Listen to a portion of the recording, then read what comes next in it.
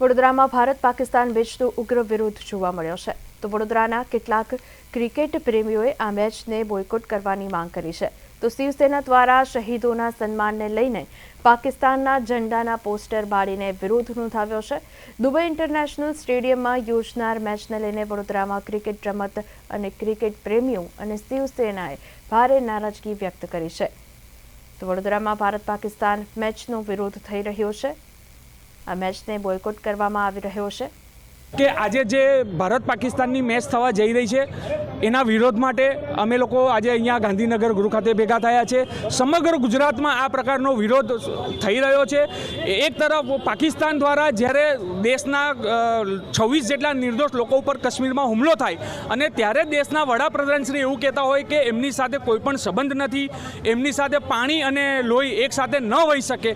જો એ થઈ શકતું હોય તો અમે પૂરેપૂરો દેશ હિતમાં એમની સાથે છે, એમના ખભાથી ખભા મિલાઈને અમે જો એમને સપોર્ટ કરીએ છીએ, એમની સાથે ચાલીએ છીએ। તો આજે ભારત પાકિસ્તાનની મેચ કેમ થઈ રહી છે એ અમુક ભારતીય જનતા પાર્ટીના નેતાના સ્ટેટમેન્ટ એવા આવે છે કે આ તો ઇન્ટરનેશનલ લેવલની વાત છે, આમાં ઇન્ટરનેશનલ ધારાધોરણ નિયમ મુજબ મેચ ચાલતી હોય તો અમારી તો સ્પષ્ટ માંગ છે ને માનવું છે કે ભારત દેશની વાત હોય તો કોઈ ઇન્ટરનેશનલ લો હોય કે કોઈ ધારાધોરણ કે કાયદા હોય એ દેશ હિતથી ઉપર ના હોય। જ્યારે લોહી અને પાણી એકસાથે ના વહેતું હોય તો આ મેચ કોઈ પણ સંજોગમાં યોગ્ય નથી।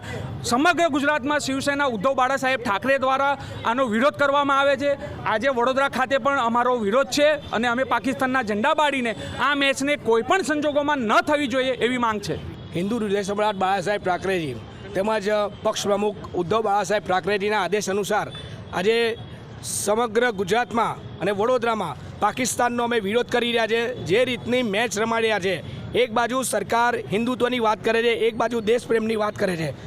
ઓપરેશન સિંદૂર પર જે રીતની રાજનીતિ ભારતીય જનતા પાર્ટીએ કરી છે એ જોતાં આજે એમને સિંદૂરની યાદ નથી આવી।